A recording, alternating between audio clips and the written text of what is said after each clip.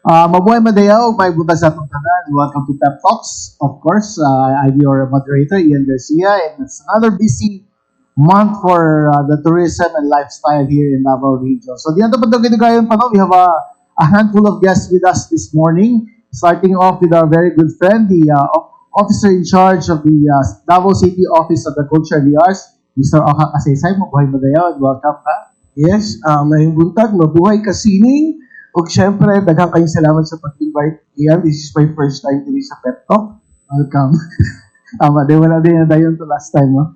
And of course, you also have with us, of course, she's not a stranger anymore to most of us here in Davao, no? She's the Mutya ng Davao 2024, but she's going to tell us something different naman this time about their Dream Big workshops for children. We have Miss HANNA PICCIO. HANNA? Hello everyone. Hello, mabuhay Dabaw. Thank you so much for having me. It's also my first time here at Pep Talks. I'm HANNA, Mutya ng Davao 2024, but this morning I'm here as the Executive Director of Making You Dreamers Incorporated. Thank you. Yes, HANNA. Okay, we'll get more details later, no? And we also have with us from Star Hotel and Paramount Coffee, Mr. Luel Bangalawan. My bundag, mabuhay Madayaw. May butag Dakbayans Dabaw, mabuhay Madayaw. So I am Luel from Star Hotel and Paramount Coffee. Thank you very much. And of course, na kauban po natin this morning is going to tell us more about the Lannang Symposium. We have with us Mr. Laurence Lu. Laurence, may buntag ay mabuhay Madayaw. May buntag, I'm Lawrence. And also, thank you ho, So, what's this? Yeah, so I'm here representing Lannang Archives and we're promoting the Lannang Symposium happening this July 10 to 11 in Shanghai. Okay, thank you so much. We'll get more details later. Of course, isa sa mga suki ato diri, no? But she's here not for the school, but for that, for the Davao Tourism Association. She's the chairperson for the Academe sector, Miss Anne Pelingon. Hello, Anne. Hello. Mabuhay Madayaw to all and to our live Facebook viewers. Hi there. I'm here. This is basically my second time, but the last time I was here was promoting about an event in our school, but this time I'm representing the Davao Tourism Association, and we'll be giving you a very good training this coming July, so later we'll discuss further. Thank you. Okay, another suki of Pep Talks we have with us from Montefrio Garden Resort, of course, Mr. Luis Salazar. Luis, mabuhay Madayaw. Mabuhay Madayaw, Sir Ian. Mabuhay Madayaw, everyone. My name is Luis Enrico Salazar, the Senior Sales and Marketing Executive of Montefrio. It's good to be back, and for today's Pep Talk, I'll be talking about the offering of the 60th anniversary of Montefrio, which will happen next month, and of course, the newest Highland offering of the Highlands of Mount Apo. Ano po yung bago? Yun ba na? There's always something new, no, sa Montefrio. And of course, our friends from Lux Beach Hotel, we have with us Nico Chato and Miss Jigs Cruz. Good morning, everyone. Good morning, Sir Ian. Mabuhay Madayaw. So, I am Emiko from Lux Beach, Sales Executive. So, I'm with our F&B supervisor. Mabuhay Madayaw. I'm Jigs Cruz, F&B Supervisor of the Daily Table of Lux Beach Hotel. Alright, thank you so much and welcome to Pep Talks. We'll start the ball rolling with Oka. No? Of course, we all know that there's a lot of activities going on in the city because of Duo Dabaw. Would you like to tell us what's happening right now and what's going to happen next, for especially in our arts and culture sector? Yes, thank you, Ian. Una-una pasalamat yun with us all the support. No? Now, Duo Dabaw this year is different because we put the center stage ang atong culture and arts. In fact, we just have our expo wherein nakafocus ang mga different disciplines of the arts. We have literary, we have visual arts, and of course, dili lang sila, we also feature film. We have film showing and art market at Cinematheque. And it is so parang disappointing because Cinematheque is with Davao City since 2012. But a lot of people doesn't know that they offer a lot of films for free. And then, lately lang nila nahabalaan. So, I am so happy because in the creation of the Davao City Office for Culture and the Arts, now we put into center stage na yun ang mga different culture and arts and heritage. In fact, this year, we are celebrating the 100th year of the Davao City Hall. And we seek permission with the National Historical Commission to renovate and repaint. And in fact, they give us a go signal. So, atong napinturahan din siya bagong color. So, more or less, I think we really now looking into our heritage, no, sa Davao City. And especially so na karon aware na ang atong gobyerno, no, the whole of government is aware. We have a heritage law na tung 2009 pa ni siya ginihimo. In fact, ang pinakatingkad nito is that we cannot just demolish 50 years old na mga structures, buildings in Davao City. They have to seek the permission of the National Commission for Culture and the Arts. So, dahan-dahan po, nasa cycle na po kayo ng mga tao. In fact, we are also very much happy na nagkaroon na ng repurpose ang mga old structures. No? Nagkaroon na ng panibagong bagong buhay. Like, for example, along Huna, which I think we're going to develop a neighborhood walk later on, na a lot of mga old heritage houses are transformed into restaurant, into mga event center. So, I think, dahan-dahan na. And this is a good thing because akala nila walang pera dun sa culture and the arts. In fact, culture and the arts is hand in hand with the tourism sector. Ito yung bagong mga destinations. A lot of mga tourists now are into adventure and into history. And aside from that, I think Davao City is so happy because with our new breed of mga officials, led of course by our young and dynamic mayor, nakita niya na even though maski isang may tabo sa Davao City, as long as we know our history, our heritage, maski anong iba to nilang mga problema sa atin, we could be resilient and we could withstand and we will know where to go in the future. So that's very laudable of what's going on in Davao City. And we're happy also with the Office of the Arts and Culture, no? Because we all have these assets, no? Culture and arts here in the city. Pero until na ang inyong office you were able to tap into this potential attractions for Davao City. Yes, and of course, malapad, we have a lot of talents in Davao City. Hindi lang sila nabibigyan ng pagkakataon. Right. And we are so happy because of the office. We nakapag-network kami sa kanila. We reached them. And now we are giving them a platform, a space wherein they could present. No, like for example, we have a lot of filmmakers in Davao City. Kaya lang, ngayon lang nila na-access and nabibigyan sila ng wider range of audience. And yung visual artists, we have a lot of visual artists pero wala silang mga spaces wherein they could exhibit.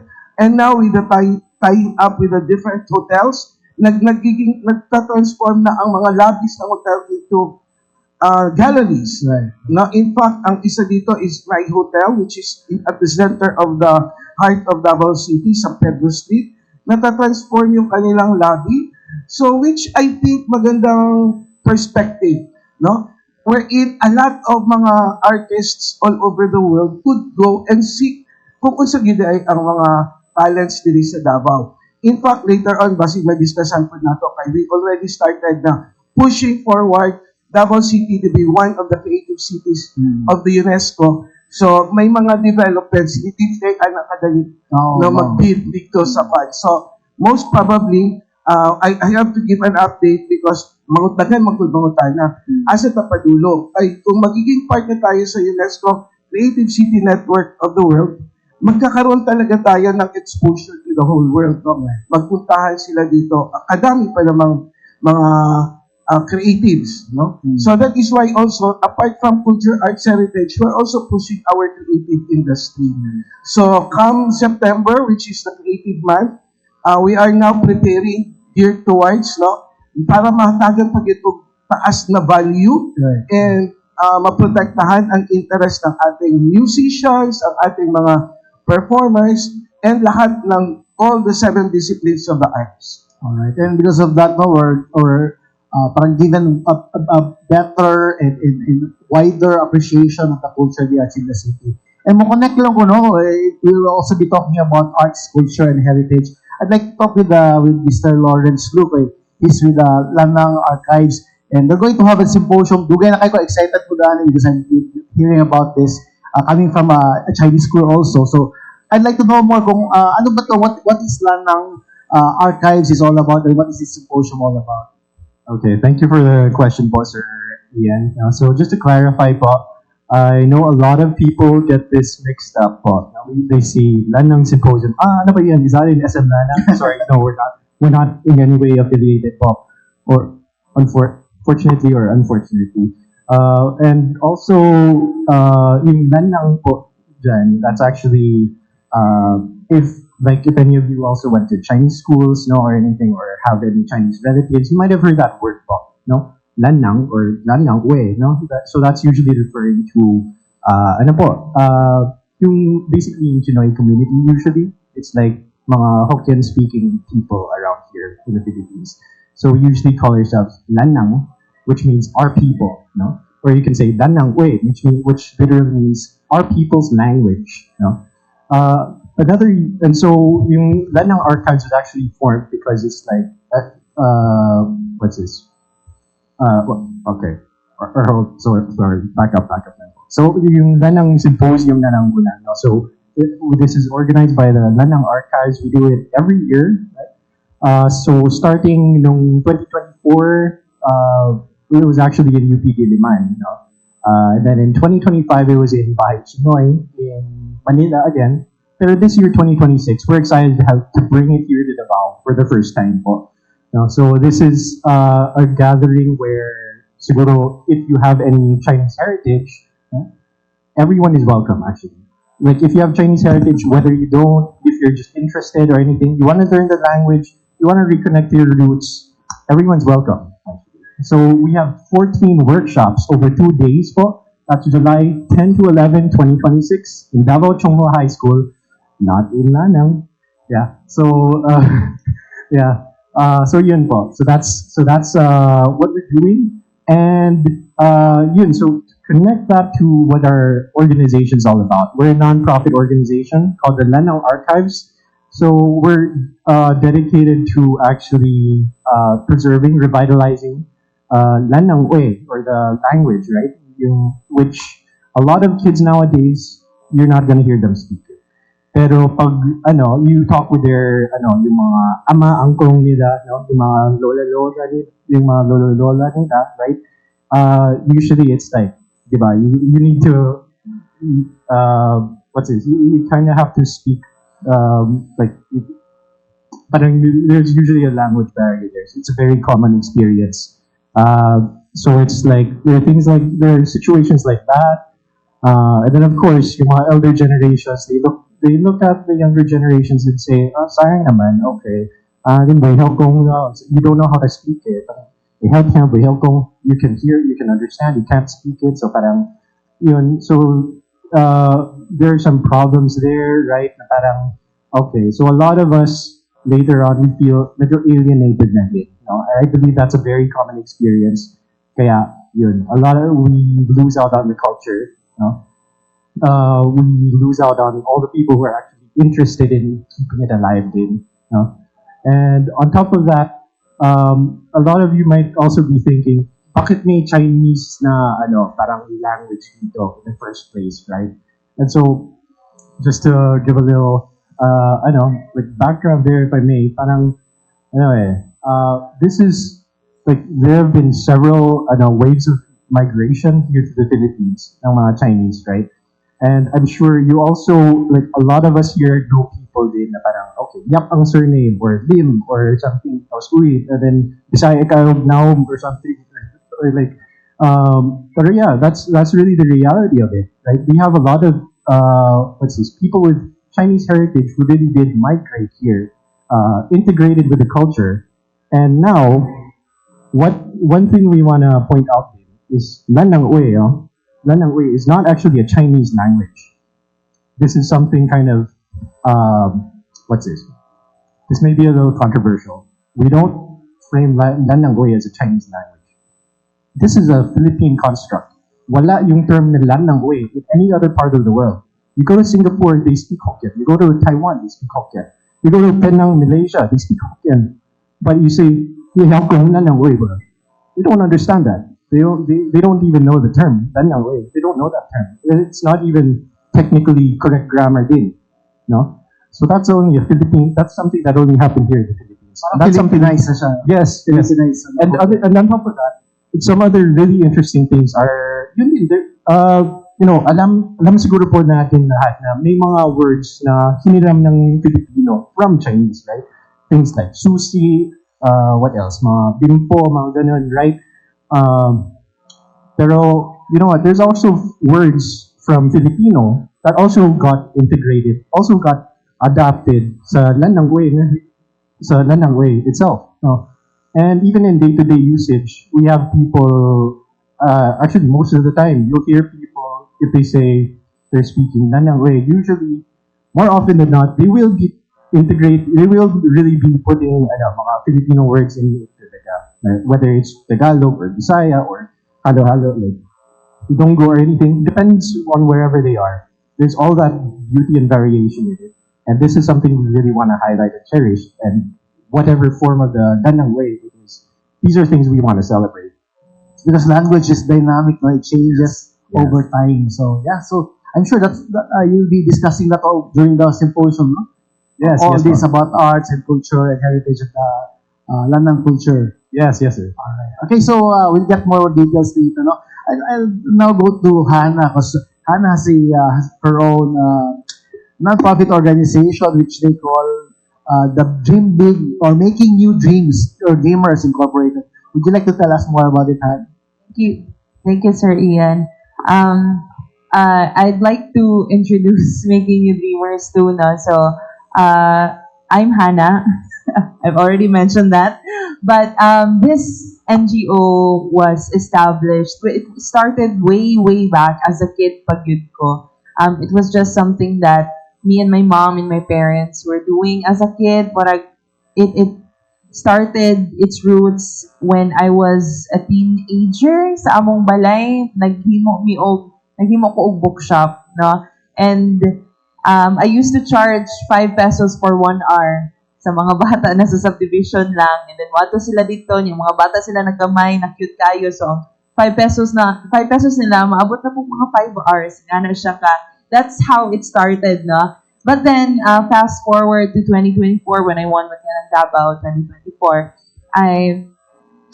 I was given the enormous responsibility of the crown, and I didn't want the platform to go to waste. So that's when we first established Making You Dreamers to what it is now. No? It started as a book drive lang. It started as a book drive in one community here in Davao City. And I used to give out storytelling, mga ingana lang. And then it morphed into something more. From book drives, we also started giving out symposiums and inspirational talks, no, for anti-bullying campaign. So, school-to-school caravan siya.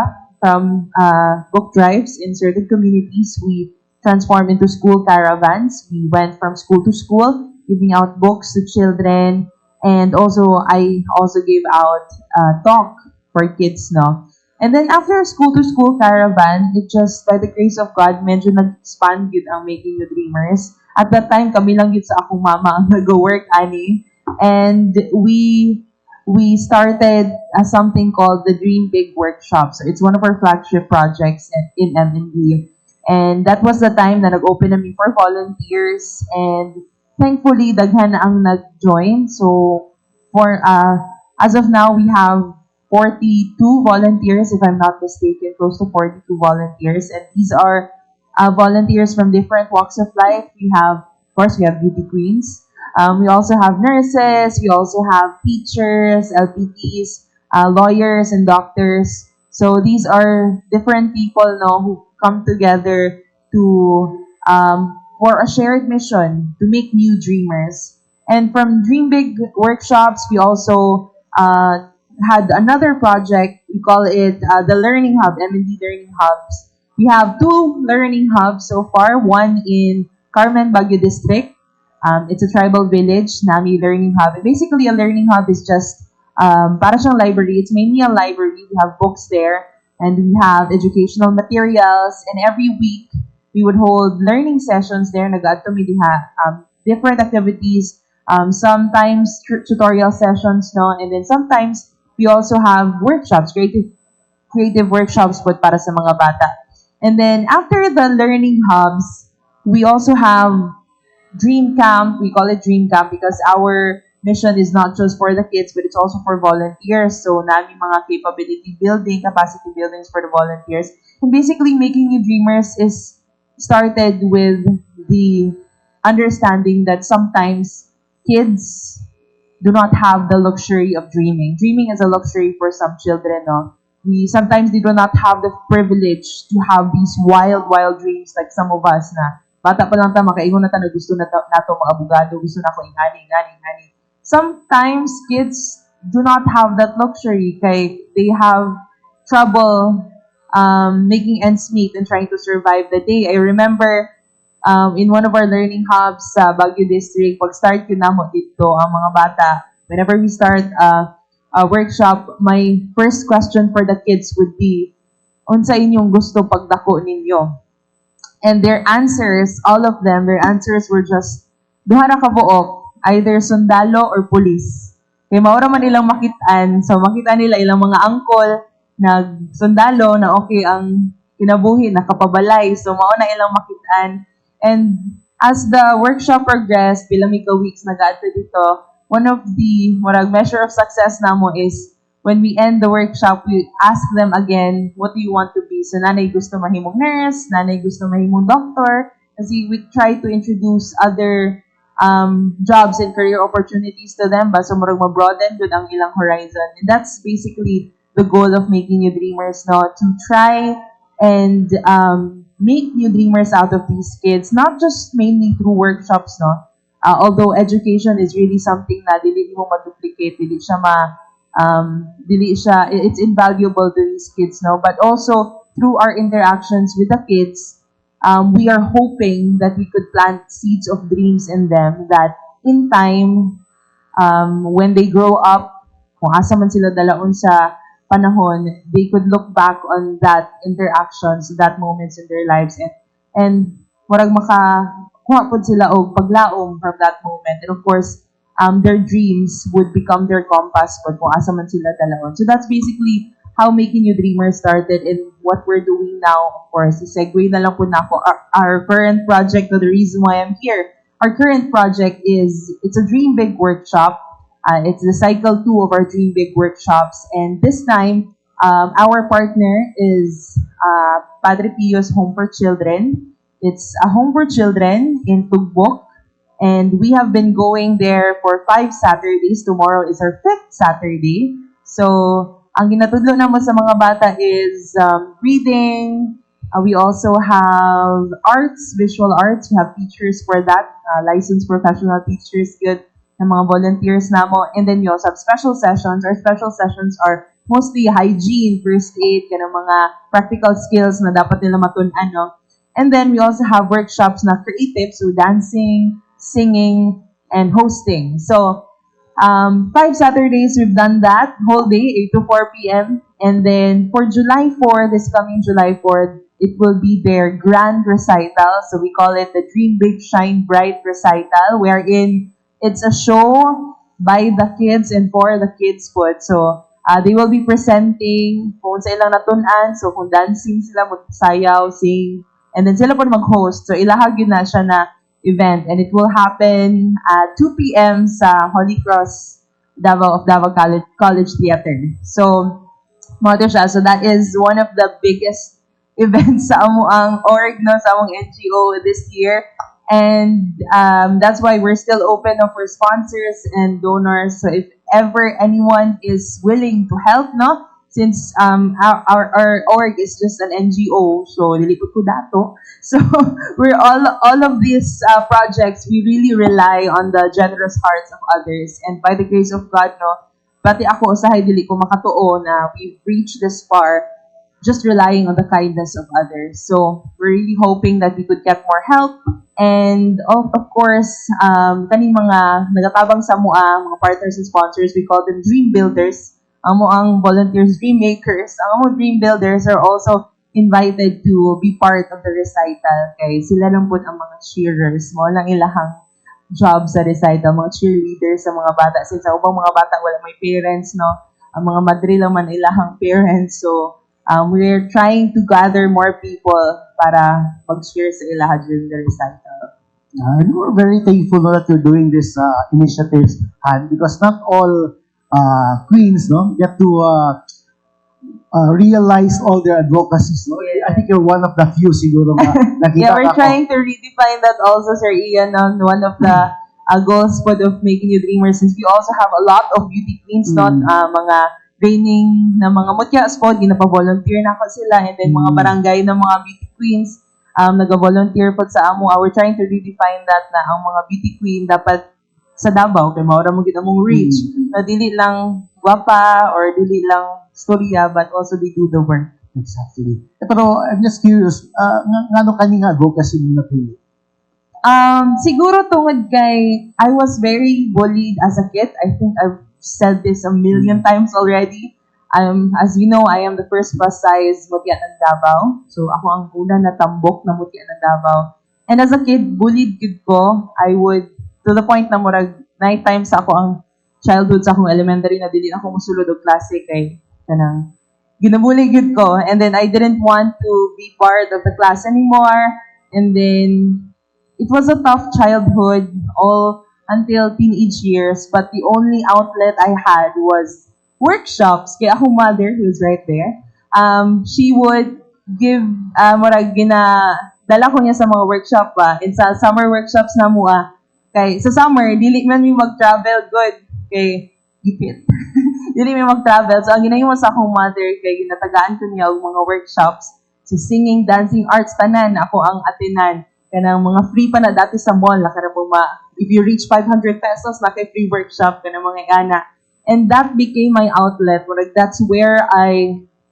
That's how I solidified my worthhood and how I saw myself, my value, not in what I look like, but in what I can do. So that's also what we're trying to replicate sa Making You Dreamers. It started as body positivity, good sir, no? We try to refocus, no? Ang focus sa mga bata karon since kabaluta, mga bata karon grabe yung social media, na they have so many hours spent on social media, and sometimes negative ang effect, ana.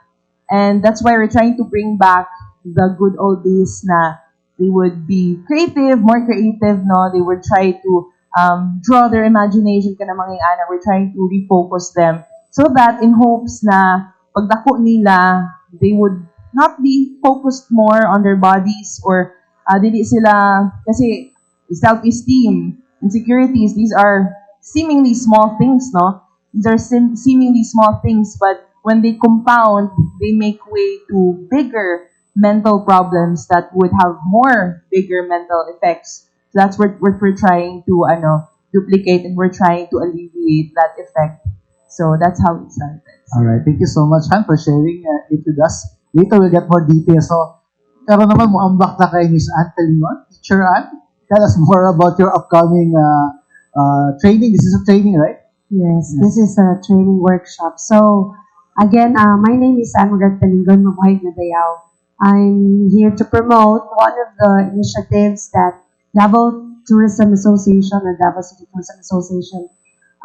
It's already on its third year implementation with the supervision of our president, Ms. Nicole Nina Halbianadesk, and all the rest of the officers. So this is already the third year, and we call this CGSP.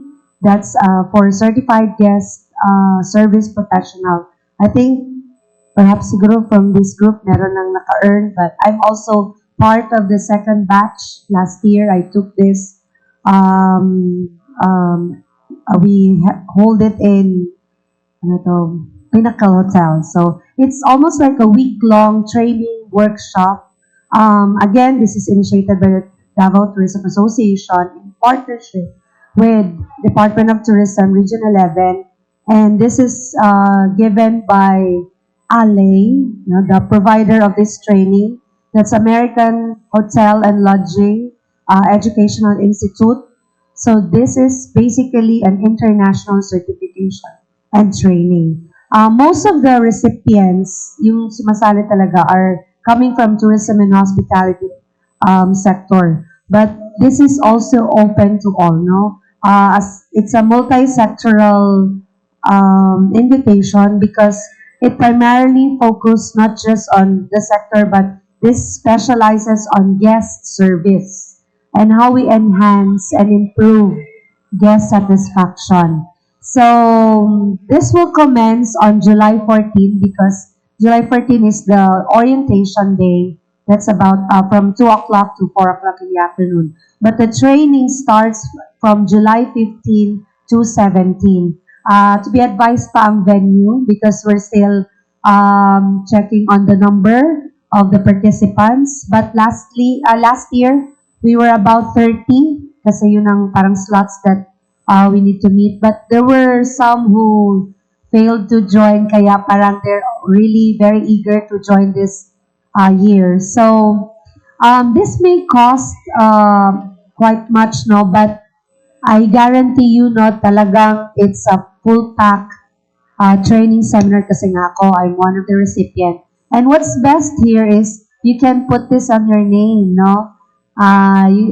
May comma na yung name nyo. Additional, Yes, additional part ng honorific mo. So, yeah, like my name, the comma, CE, because I'm also certified events educator, and comma, CGSP, no? So, yeah, but the cost, as I've said, if you remember your establishment, kasi, di ba, that Davao Tourism Association, institutional ang membership dyan. So, whatever company or member, yung mga tauhan, no, mga staff and personnel that they have, can enjoy discounted rates. So, it would cost them 13,500 for early bird.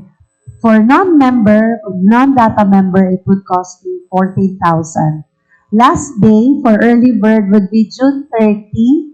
So, after June 30, babalik na po sa regular rate, which is 15,000 pesos. So, that's really the cost of the training. Why? Because it doesn't include only the international certification, but the training, because again,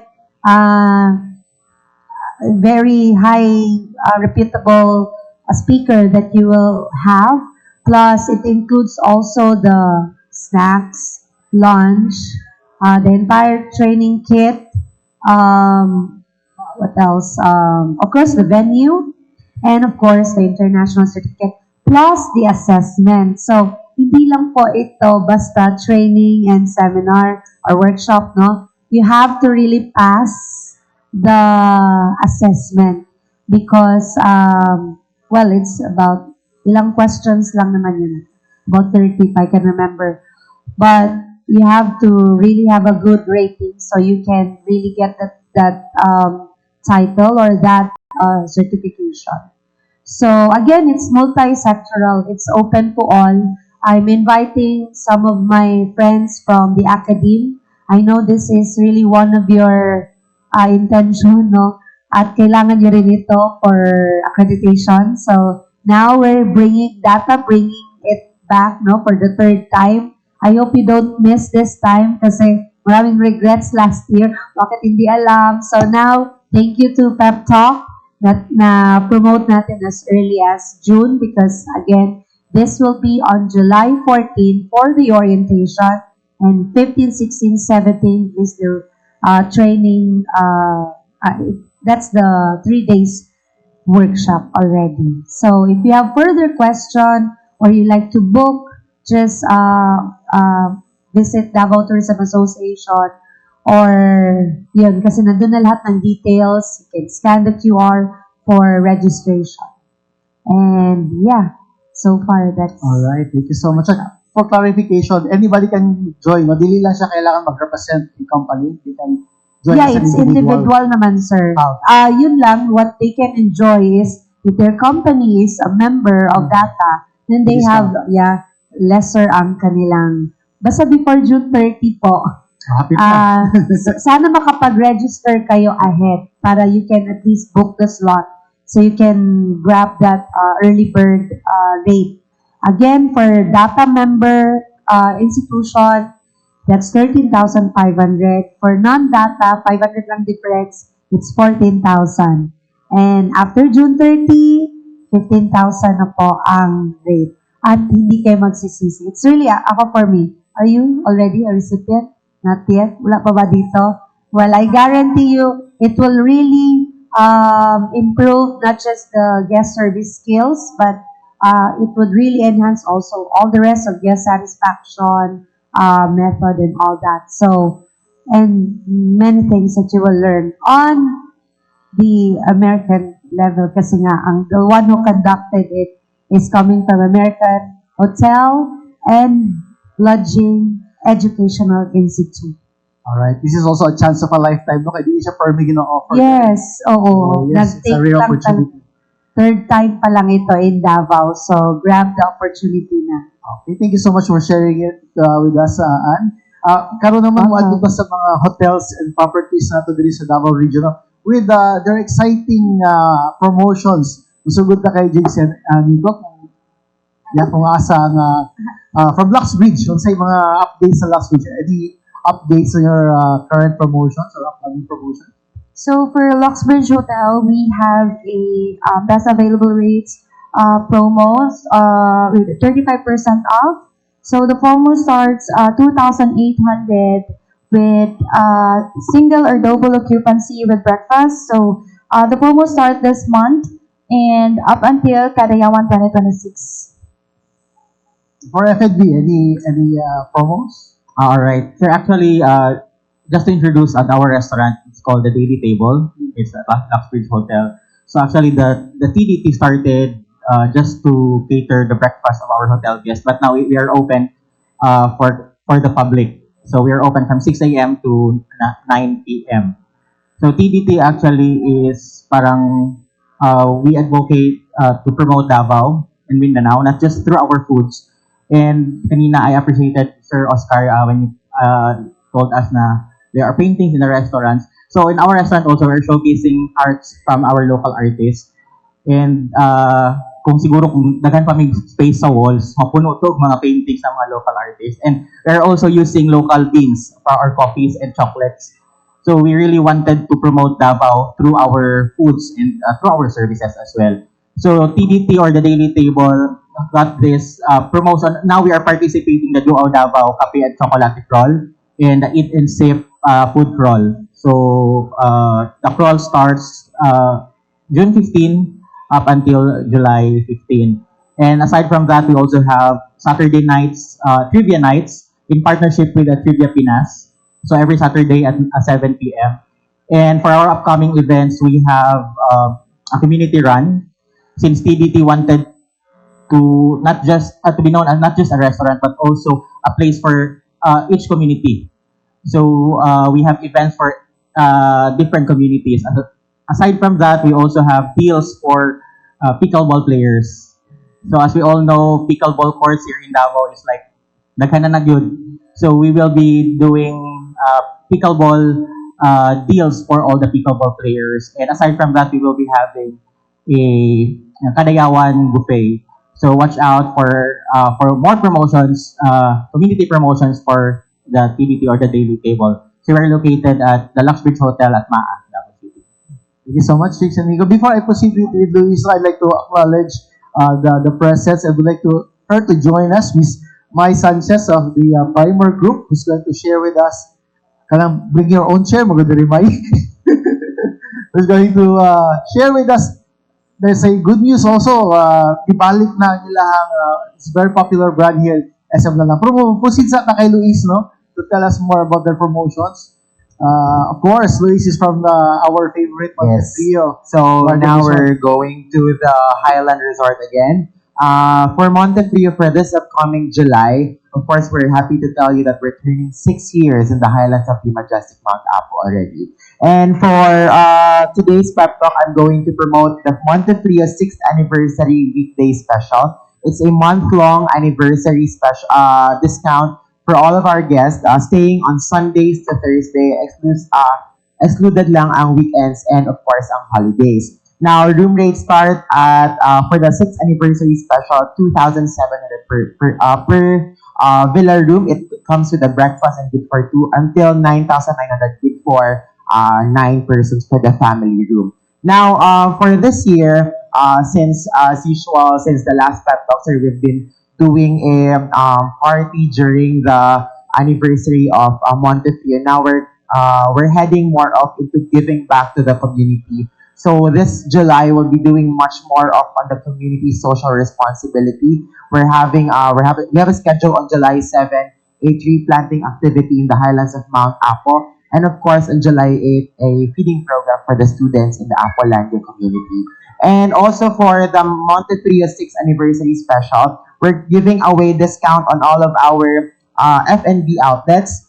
For the restaurant, minimum of 1,666 pesos. It's less 6% on all of on all of the total bill. The Chill Cafe, it's a minimum of 666 pesos, less 6% also. And for the cafe free, it's a 1,666 minimum, less 6% on the total bill. And last but not the least, of course, we have launched last month the first in the Philippines of its kind, the Sky Swing with a swiveling 100 feet drop experience.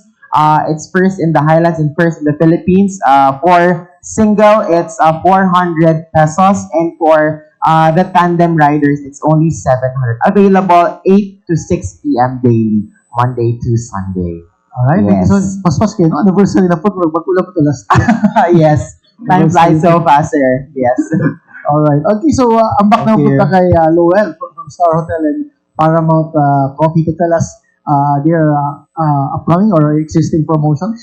So good morning. I will be promoting our ongoing and upcoming promos. So first is the Dual Dabaw Super Treat and Yays promos. So when you where you can save up to 25% off on all rooms po. So the second is the Sip and Win promo. So this is the collaboration of from Cebu Pacific. This is Fly to Manila, Tacloban, and Puerto Princesa. So participants can join by a minimum of single receipt purchase of 500 pesos from Paramount Coffee, including our Butuan branch.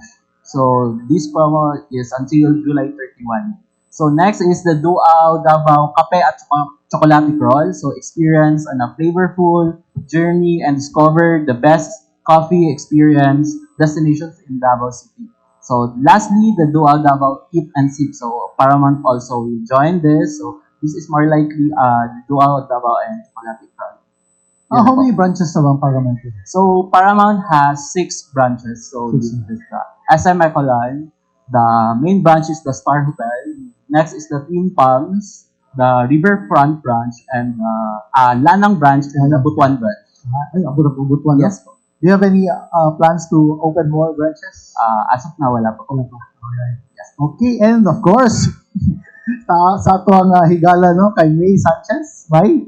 Of course, si May na bahala to tell us more about this good news here at SM Lanang. Yes, it's good news indeed that the monkey is back in Davao and here in SM Lanang. So Kipling has reopened its doors at the ground floor of SM Lanang. Actually, there's been a change of hands with Kipling. So now it's with Primer Group of companies. So we are hoping to expand this global brand more, of course, with the support of the whole Davao community, because it's actually a little bit of trivia. It's actually inspired by Rudyard Kipling, the creator of Jungle Book, and that's why it has that iconic monkey mascot or trinket. So it's back with versatile designs and of course with this iconic lightweight design and crinkled nylon, and of course the matching monkey na mascot niya. So we have a lot more offerings, and of course we will be offering soon mga luggage as well. So it's really perfect for Dual Davao, especially for our travelers, for our mga laagan ng mga customers, and perfect for the the young professionals, and for back to school as well. We actually have a lot of customers who use Kipling as their school bag. So we would like to invite everyone to visit our store at the ground floor of SM Lanang Premier. And of course, in time for Duao Davao, we also have a very exciting promo: buy to get 20% off. So it's you can have it as a combination of bag and accessories. So we would like to invite everyone, our media friends, and of course our co-panelists to please visit our store at the ground floor. All right, welcome back, Kipling. Yeah. Is this the only branch in Davao Oh my or yeah. Mindanao? Actually, this is the first branch outside Metro Manila. So we actually just reopened, and this is the third in the Philippines. So wala pa sa Cebu, wala pa sa other First yun, cities. Yes, outside Davao yun. Oh, Davao yun first. Grabe ang Duao Davao ni Oka. Duao Davao. Yeah. Supported by the private sector, well supported. And now we open the questions from our friends in media. Sige, Gio. Hello, I'll start kay Sir Lawrence. Hello, sir. Ni hao. Hi, sir. Ni hao. Lanang Symposium, no, you mentioned it's about yung heritage, culture, and language. Will it also discuss the Chinese history here in Davao City? That's a really good question po, sir. Actually, we do have at least 2 sessions po this, we actually do have 2 sessions po that are going to be discussing some things about Davao history, no? Sorry, yung Chinatown history in Davao. No? Let's see. Yeah, we also do have just a quick preview in our. I can show this to you later, din po, sir. No? It's like in our program we do have some guest speakers po. Sir Dom Sibafranca and Sir Benedicto Lim Jr. who wrote a book, actually a coffee table book, about yung mga ancestors ng mga Chinese yung mga Chinese pilgrims who moved here to Davao. So they're going to be speaking. They're also going to be speaking about the history of Davao City, Chinatown. Yeah, so that's going to be covered in po.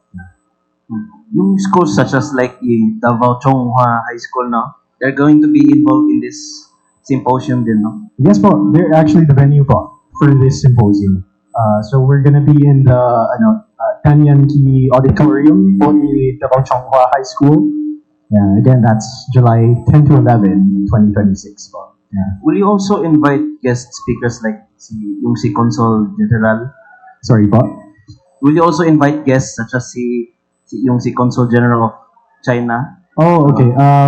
This is more about yung mga like local Chinoy po na community. So we're not really we're not really associated or like with like governments or things like that, no. So yun din, we're also not like identifying as Chinese per se or Filipino per se, kasi this is about like this is Chinoy type of thing with Davao. It's what's this? It's like it's a hybrid. It's a hybrid type of culture, but which is what Lanang Archives is about. Yeah. Last question, sir. You mentioned this is the first ever symposium ni Lanang Archives, no?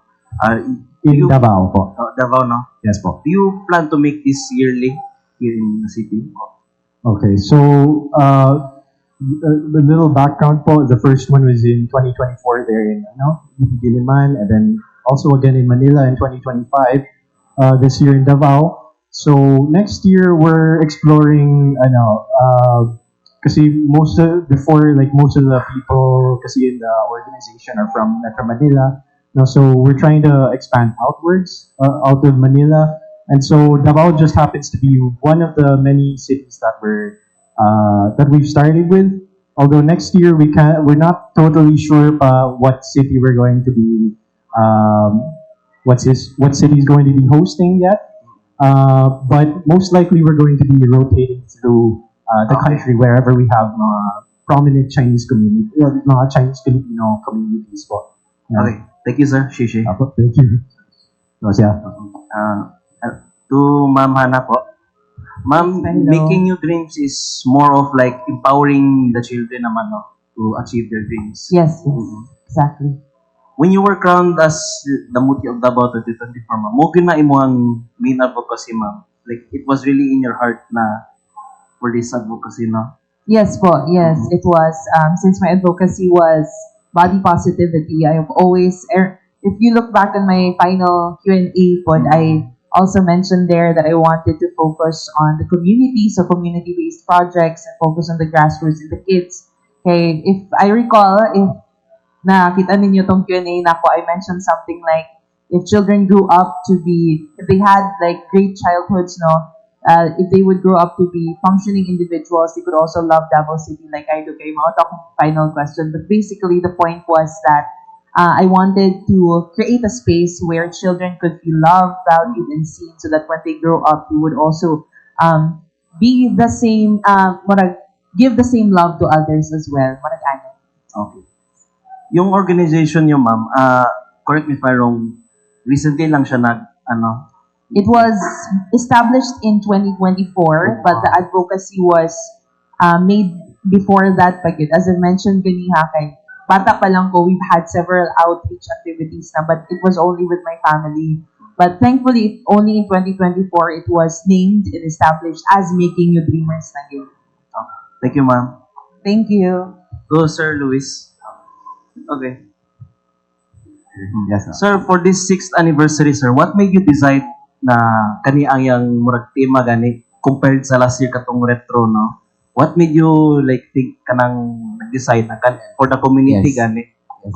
Of course, we've been staying in the Highlands for 6 years already, sir, and we haven't had a very big CSR ever since. But we've been doing CSR, but most likely just small CSR. But now we're shifting onto giving back to the community, because before Montefrio was there, the community is already there.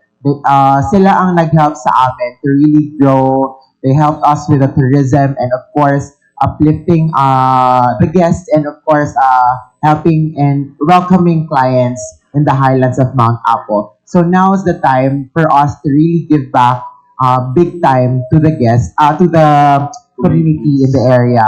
And yeah, so that's why we have decided to make it different from last year. So most probably the next big events na similar last year will come up on the 8th anniversary, which is a good number all year round for organization. Sa community, sir, kinsa ni sila, sir? Yes. Of course, for the July 8th is the feeding program, which will be given to the Apolandia Elementary School. It's a community there nearby the resort.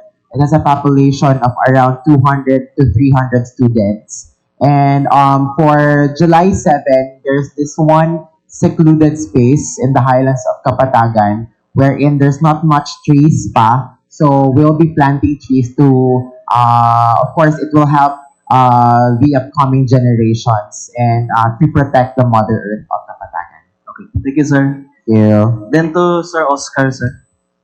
Sir, here in Davao City, kung saan pinaka-popular na medium of art? Is it drawing ba, painting?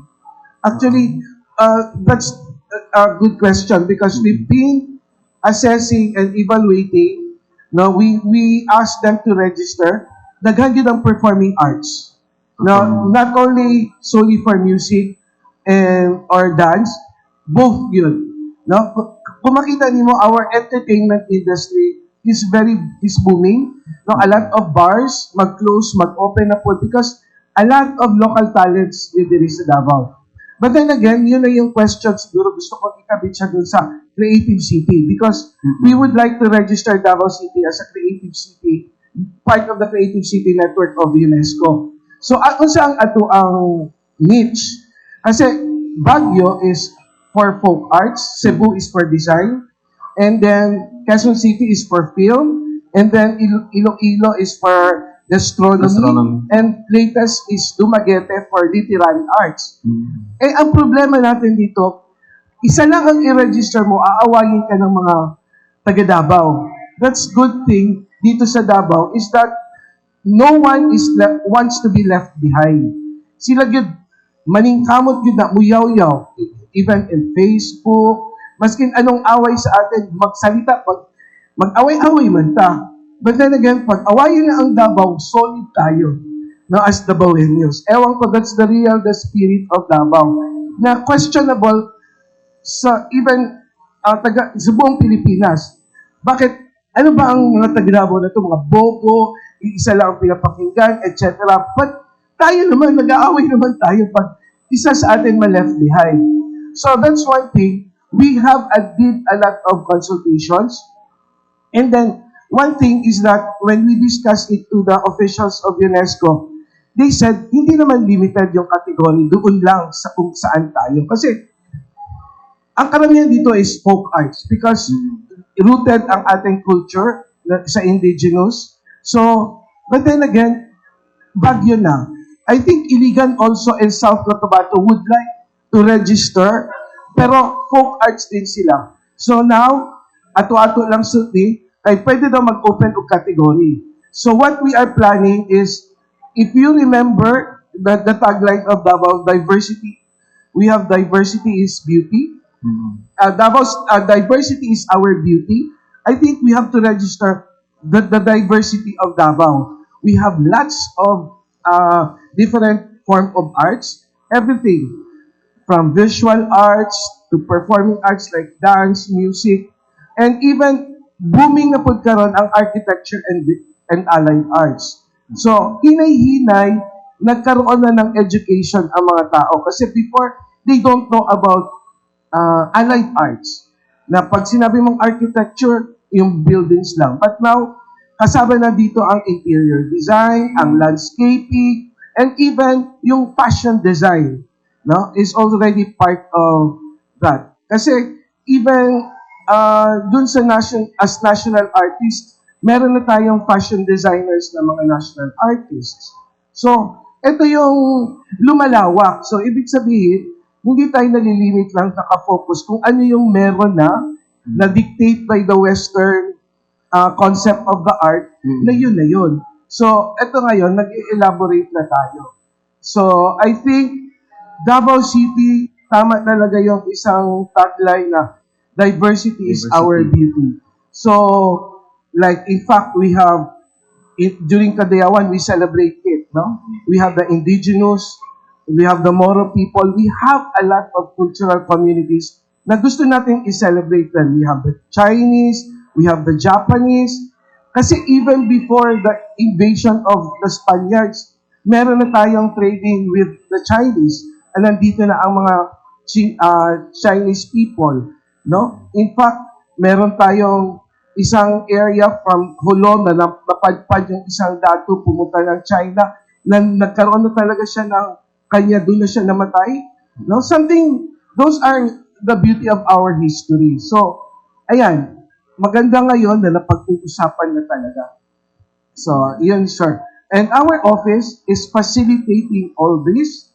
So, we hope that we will be coordinating with a lot of organization. Ang problema lang talaga namin is that is why we call all the artists to create their own guild. Kasi we could not deal with them on a one-on-one basis. Our office is so small. So like for example, sa visual arts, among the visual arts, to be honest, daghang faction. Yung mga old school, the young school, mag-away-awayan sila. Kanya-kanya yan sila. Pero one thing, Creative differences man. that's one, creative differences, and mag-dominate man good. Labi na ang mga seniors, mag-dominate na ito yung pinakamaganda, which is hindi mo na masabi, and no one could have the monopoly of viewing such thing. No? Pag sinabi mong art, kanya-kanya lang talaga yan. So what is popular now may be unpopular last year. No? But then nag-evolve. No? Even the language, nag-evolve na siya. Everything is evolving. So that is why yung mga IP, we also educate them that innovation is one talaga, inevitable. So, pag sinabi mo, like, fusing in yung mga textile before, ayaw ng mga IPs, hindi kayo mga lumad, huwag kayong gumamit ng mga damit namin. Hindi nyo pwede i-incorporate yan. But now, because of the innovations, it's already a trend, and we have a lot of government policies incorporating local textile to the uniforms of the local government, of the entire government. In fact, civil service meron ng national memo na talaga. And I think even our mga hotels, gina-incorporate na po nila ang mga local textiles into their uniform. Uniform ba ang tawag? Oo, di ba? Representing, para may kanya silang brand. No? So I think that's one thing. Before the elders, no, mga councils ng IT, ayaw yan. In fact, gusto pa nila mag-ordinance na papatawad ang mga local designers using local textiles sa ilahang mga designs. Pero hindi na ngayon. It's open. Kasi natutunan natin, like for example, in China, the Chinese people, ang dami nilang na-register sa UNESCO, intangible heritage sa UNESCO. Because, sabi nila, because all this intangible heritage na ginagawa nila in designs, na i-incorporate nila sa present lifestyle. So, hindi siya namamatay. Ang concept natin, pag may mga local textile, table runner, kung hindi table runner, i-frame, i-display lang.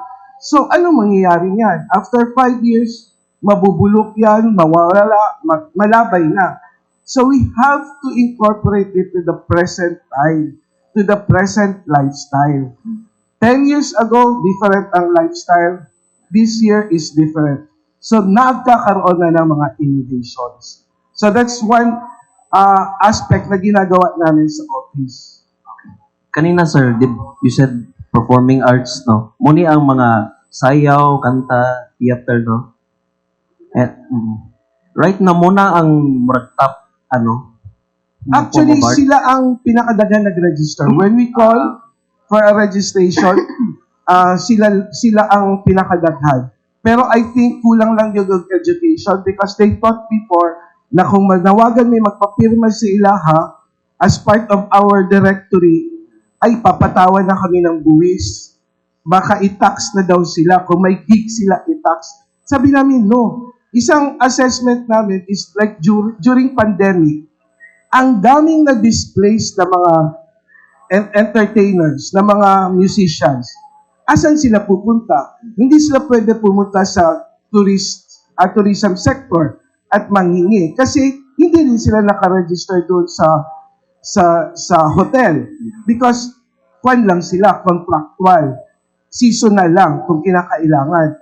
So, kaya kailangan namin para makabigay yung ang gobyerno, no, the local government will know who are the mga performing artists, mga musicians, like yung mga sessionistas na gitarista, may banda, iisa lang naman ang pangalan nila, pero ang dami nilang members.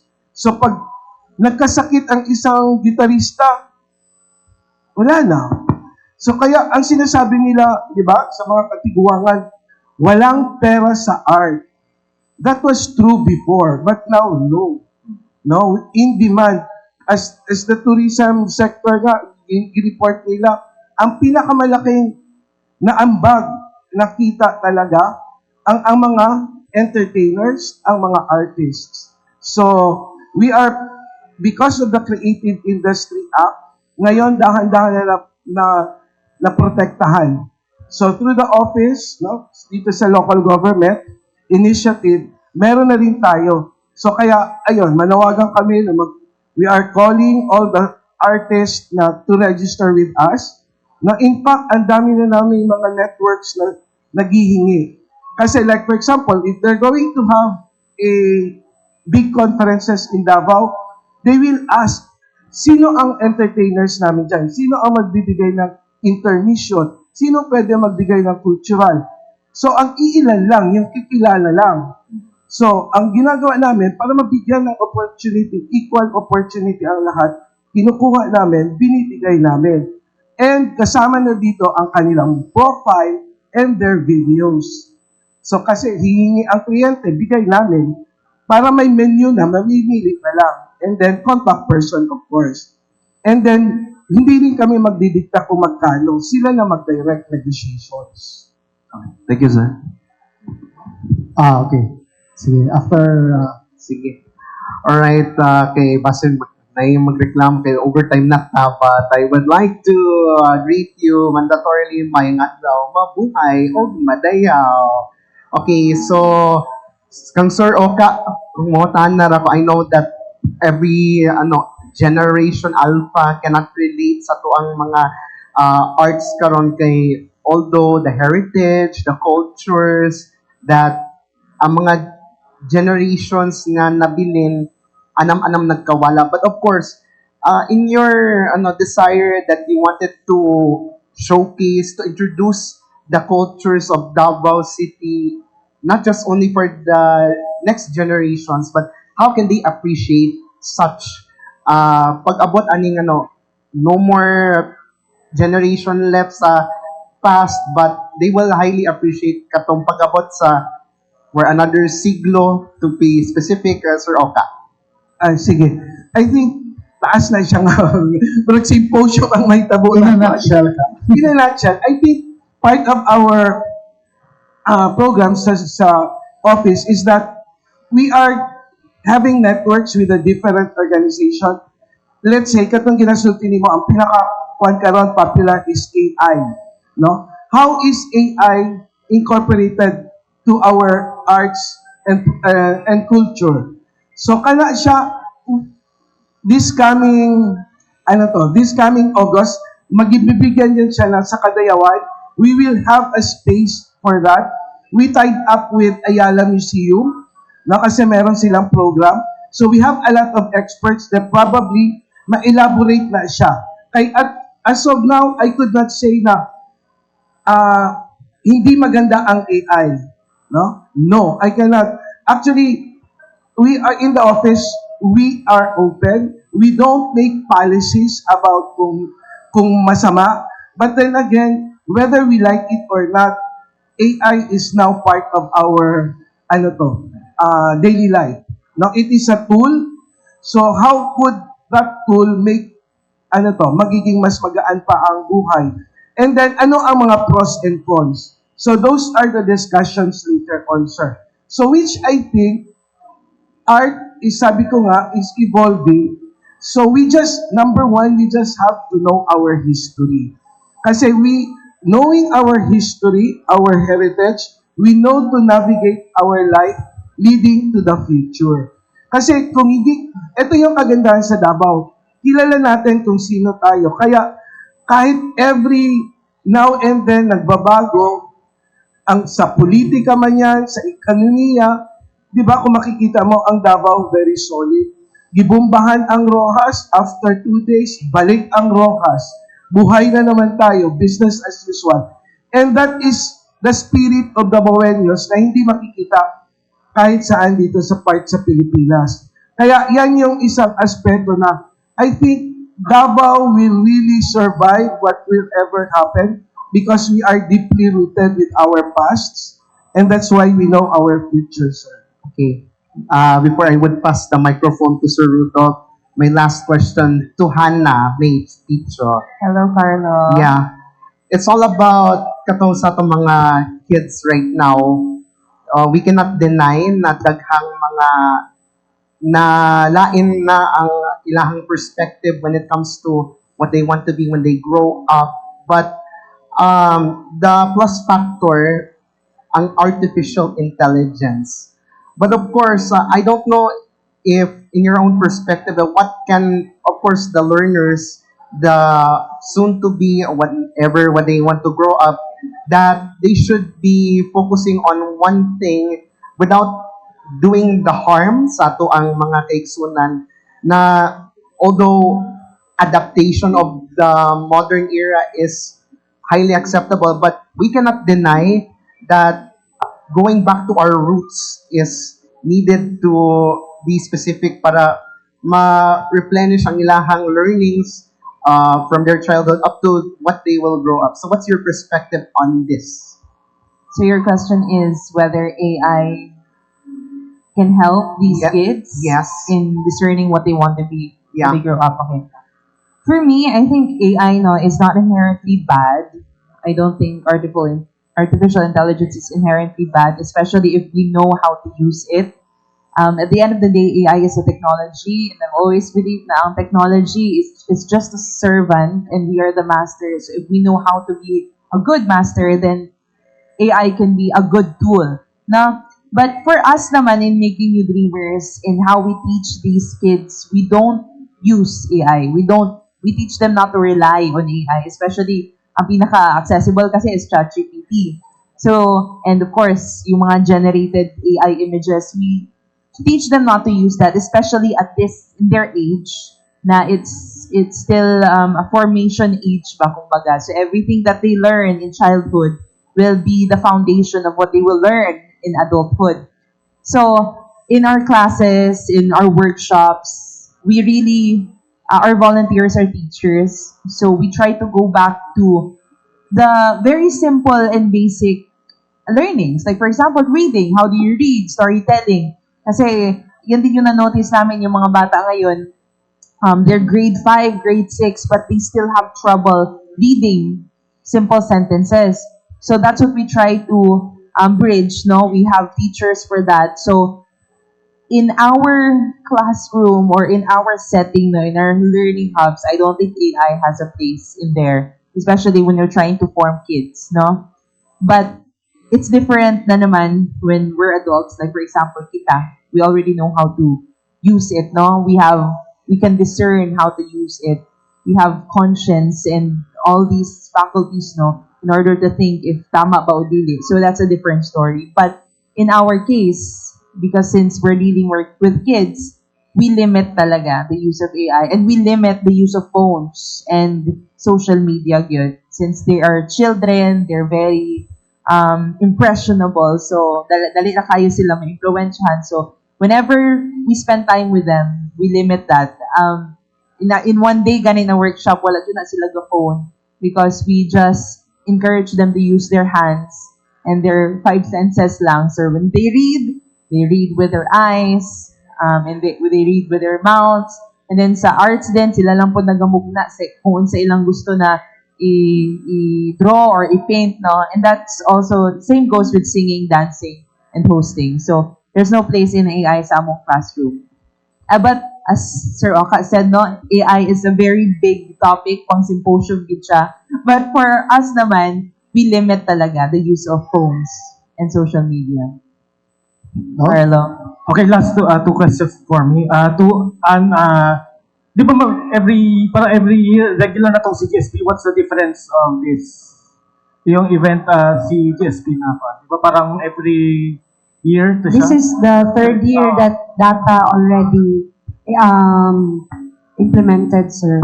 So, I'm part of the second batch last year. And then this is the third time that they brought Ale, who's the training sponsor for this. And yeah, the training institute for this. So, pareho pa rin yung Yeah, batches. pareho ang training exactly and assessment. Except that by batch kasi we cannot accommodate that much. I think 30 is the target, but we're trying to fill in more koan din. We get more this time kasi yun nga, maraming regrets last time, friends din na hindi naka-join. Okay, thank you. Sir Oka, yung mga di ba may kanina last week, culture walks din, yung Chinatown walks. Do we plan na merong regular na ganyan? Because kasi parang nag-mesh na ang culture and tourism. We have to promote our... Yes. Now is we work closely together with our Davao City Tourism Operations Office. So, Will and I are frequently in talking terms kung paano mag-work together ang aming dalawang office.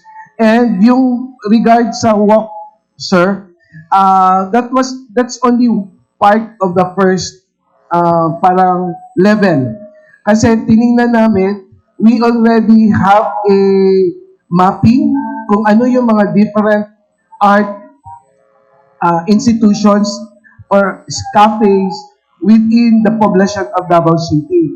So, ang una muna namin, yung pinaka-heart, San Pedro, and from Ponciano to San Pedro, yan lang muna. Ang hindi lang nasali doon kasi close talaga because of mandatory advisory is dapat kasama doon sa walk yung National Museum.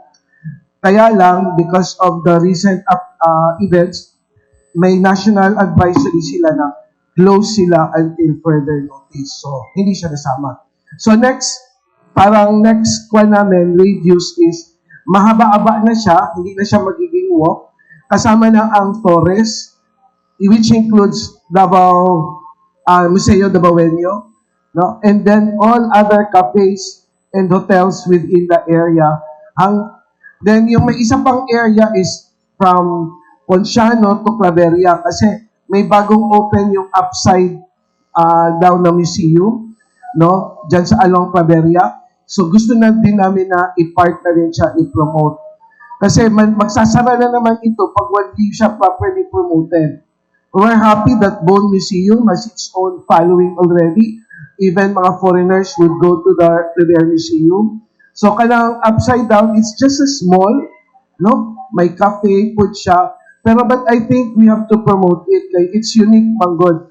It's a modern art. And then, of course, part is poblasyon, no? Kasi, parang fun. And then, yung bago ngayon dyan is along the old site of Aldivinco, na every afternoon, nagiging street cafe na siya.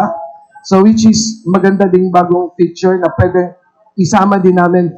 And then we are now in negotiation with them. Like part of dun sa isang, although hindi daw nila building, pwede kausapin. Gagawa natin ng mural. Yung isang wall doon na para makita din. Kasi madaanan dun yung monument ni Edades na nasira na. May plano ba kayo ayusin yun? Because wala na yung ulo ata. Actually, i-mapping pa po naman, sir. Kay apart from our national artist Edades, naapod daghan gibilin dinhi si Abueva, no? Sculpture siya. In fact, there is a sculpture na iniwan si Abueva sa Magsaysay Park na naala siya sa suok. So, gina-inventory pa namo kay dili man gud basta-basta, we have to seek permission sa national offices pa before we could transfer mga sites. So, maputi siya, sir, and at the same time, kailangan namin i-coordinate sa properly with mga architects and engineers. Kaya hindi mo siya basta-basta lang i-ball, ganun pool na ilipat. So, we are coordinating also with the Davao City Parks and Development Office kay kung asa na po siya na mo ibutang. So, our office is just nag-coordinate and nag-initiate. So, yan lahat. If next year, we will have a thorough cultural mapping, no, of the entire population lang una, and then later, the entire Davao City. Kay murag dako-dako magdud og budget at kinahanglan. Okay, so I guess no, because we're running out of time. I'm sorry, but I'd like to thank again our guests for joining us this morning and our media friends also for coming. And we hope to see you again next time for our pep talks. And of course, you're all welcome to come back for your upcoming events gihapon. So sa tanan, may buntag o mabuhay mo dahil sa tanan. Salamat.